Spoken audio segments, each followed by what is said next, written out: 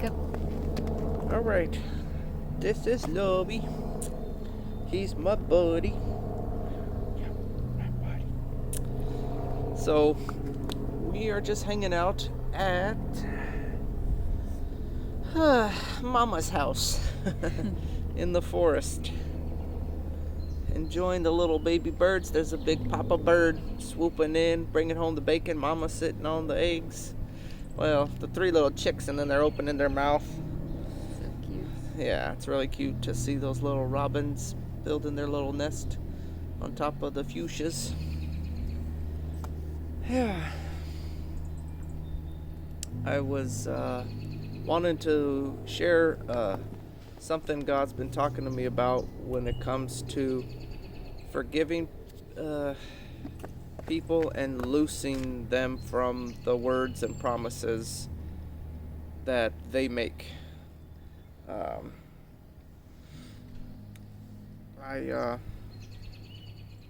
Lord kind of told me this way. He says, when you're holding people to their word and you're expecting people to honor their promises and their commitments, or whether it's a marriage commitment, whether it's business commitments, or any other promises that you make, you expect them to honor it, But what if they don't, What do you do? And a lot of times we hold people to their words, whether it's from the Lord or whether it's just flesh or whether it's blessing or cursing or whatever people say. Sometimes we hold on to those words. And something the Father shared that was real interesting was the ability to loose people of their words and promises. When you loose people from their promises, there's Bible verses to back all this up when it comes to, if you forgive brothers their trespasses, God will forgive you your trespasses and things like that. Whatever you bind on earth, you'll be bound in heaven. Loose on earth, loosed in heaven. Well, how am I going to loose things if it's already bound in heaven? There's a lot of things in heaven that are already loosed, and I'm just trying to partner with God in what He's already doing. I'm not trying to start a new kingdom. I'm trying to enter into His and bring His kingdom into reality on the earth. So, as the Lord was sharing that with me, He says, as you loosed so many people, I will now loose you from all the promises that you made unto me. Sometimes we forget the promises we make unto God, and I think there's a movie, Unbroken, where this guy, survives a prison camp, and True story.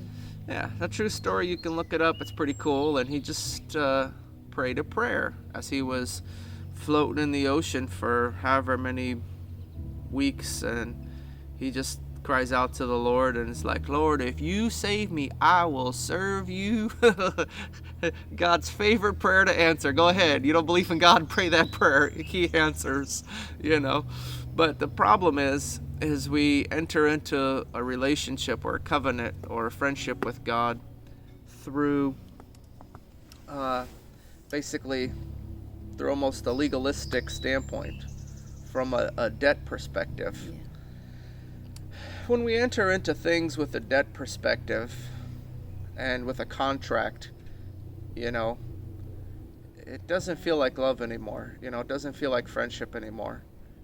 I love my wife, and we became friends, and we love each other, and then we make a covenant or an agreement and promise to God and to each other fidelity and love and purity, and till heaven do us part. We don't believe in death in this household. So if we make these things, it's based out of a relationship, not out of a duty.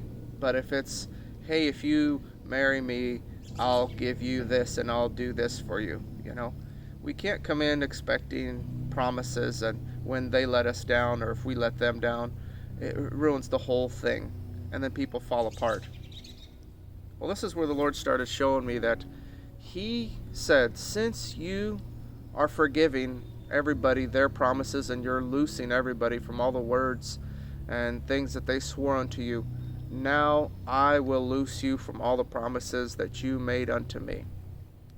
And if I forgive everyone that promised and swore and said things, then he says, now I'm going to do that. You know how cool that is? I have made probably more promises, IOUs. I tell God, it's an IOU. It's as good as cash.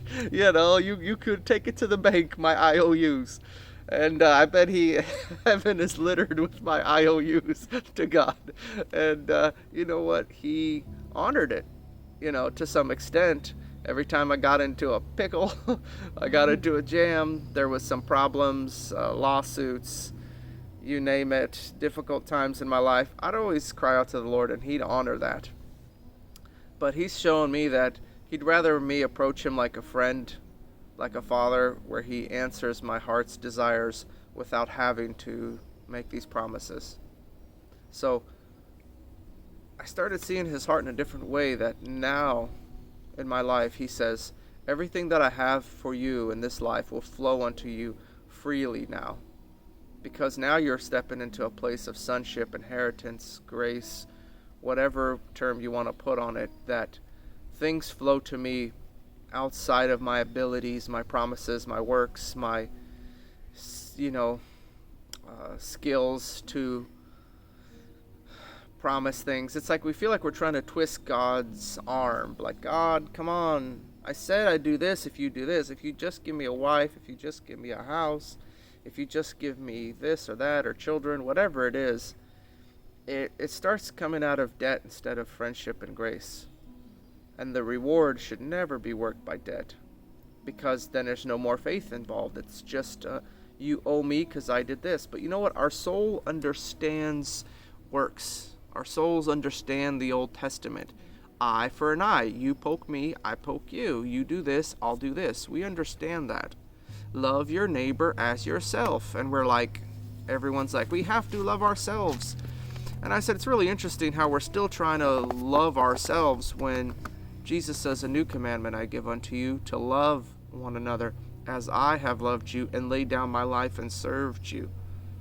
We're still figuring out how to love ourselves and what we need to do about it. But the interesting part, as we spend time with him, and it's this place of abiding in his word and in his promises that keep us sure and steadfast on everything that he's ever said. And every time, whether you think it's a formula, whether you think it's a process or a journey, or whenever you believe, or some people say God's timing, and then it's like, well, what does my faith have to do with it then? Is it when I believe, or is it when God believes? Or doesn't he already believe? Didn't he already finish the work? So I feel like we double dutch a lot in our faith, in our confessions, and in our life with God.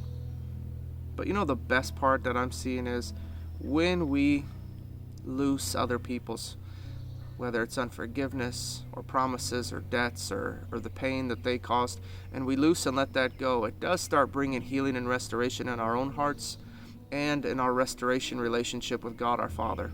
How can you say, well, God, I love you, but I hate people. I love you, but I can't forgive these people. God says, well, then how's he going to forgive and walk with you that way either? See, it's like you get to set the rules on your relationship with God. Well, God has a set of rules. Whatever you believe, whatever's not a faith of sin, it's whatever you start setting. Some people say, well, God's really strict and mean, and he has all these rules. Well, that's how you live by. Some people think, well, God wants me to have a miserable life, and everything he does in my life is horrible, and it's constantly mortification and death, and mortification and struggle and death, and people are struggling with so much, and they think that's just how God is. And I said, well, be it according to you and your faith, because I don't see him that way. He's my friend. He's my Father who loves me. He's always encouraging me and guiding me and correcting me and constantly fathering me. I just say, thanks for loving me. Thanks for fathering me. Thanks for teaching me. And I loose those people that have said words. I loose those business things. I loose those marriage covenants that didn't work out or things were difficult. I forgive and I loose that. And God says, hey, now I can talk to you. Now I can be your friend. Now I can answer you and walk with you according to the way you live. Now I can live that way towards you. You start noticing things in your life start shifting, your perspective and your joy starts being changed. I started wondering, why do I have so much joy all the time and so much peace? And then I remembered, hey, it's one of my verses on my little cards that I give out to people. The God of all hope fill you with all joy and peace in believing. As we continue to have joy and peace, why? Because we're believing His word. But when we're not believing His word, then we're always having worry and fear and no peace and no joy. We're getting that back, guys. We're going to keep our eyes on the promises that He made, on His word, and on the things that God showed us, not our circumstances. So that's where we delight every day in Him, and we abide in His presence. We're not striving to get something. We're just receiving what He's already done. So I encourage you to loose everything, forgive everything, and just delight in Him today. And you'll just see how easy it is. There's no magic prayer. There's no magic formula. It's a relationship where you believe in your heart. It's not just speaking words, because a lot of people will tell you to say a magic prayer or speak special words. It's in your heart where you forgive and let go and talk to God. That's where everything happens. So loose everyone right now. Just let them go and build a new friendship with God, because He'll work with you that way too. He says, to those you forgive, I forgive also. To those you bless, I bless also. And do unto others as you would want done unto you. We always think that's like, well, I'll do good to them so that they could be good to me. That's not what it says. It says, do unto others as you would want done unto you. The person doing unto you is usually not people. It's God.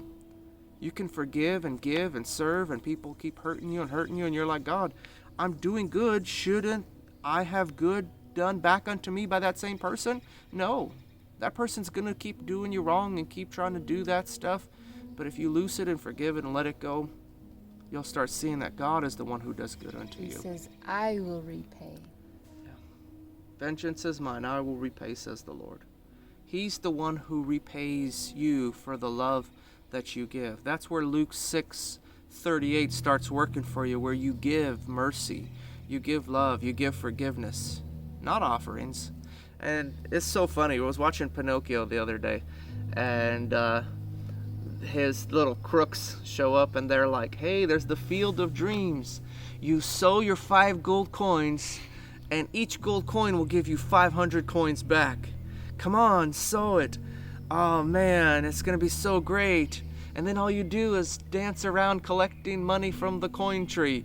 And I'm listening to this, I'm like, this is how a lot of preachers teach the offering. Just sow the money into the ground or into my ministry or whatever, and then you'll get so rich. Why don't you ask your pastor to give you $1 million and God will make him rich? He'll think you're an idiot. Like, are you kidding me? If I give you money, I'm gonna go broke. Ask your pastor to sow to you. Why doesn't the pastor give everyone $100 when they walk into their church? Doesn't he want to be blessed? Why does he try to collect $100 and tell you to sow it and you'll get a magic money tree? You know what, guys? Your relationship with God is the only money tree that you need, because He's your source and He's your provider. He's your best friend. You don't have to do anything in this kingdom. You get to if you want to. So enjoy Him today, delight in Him, and just let everybody go. And guess what? He'll let you go, and you'll start noticing your life flowing in a whole different river when His grace and His favor, because He'll treat you the way you decide to live according and treat other people. So that's how He treats you. So anyway, guys, that's all I wanted to share with you. We'll see you guys on the next one.